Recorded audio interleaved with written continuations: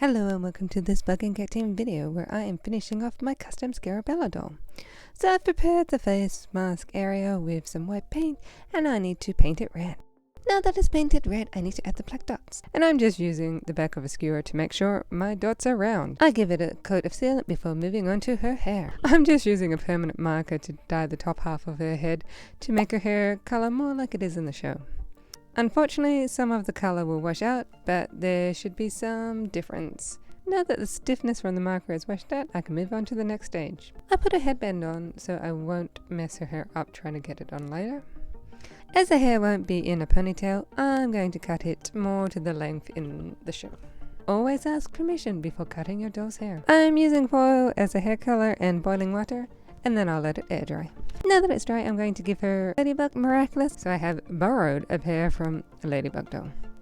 And I couldn't put the holes big enough in her ears to insert the earrings, so I cut off the ends and just gonna hot glue them on. Okay, time to dress her and take her hair out.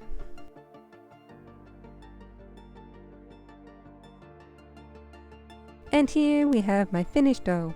What do you think?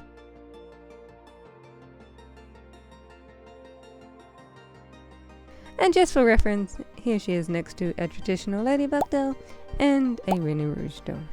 I have a few more dolls available for customizing, so let me know who else I should customize. Ladybug has so many versions: Pennybug, Pegabug, Lady Bee. Which one is your favorite? Bug and Cat Team out!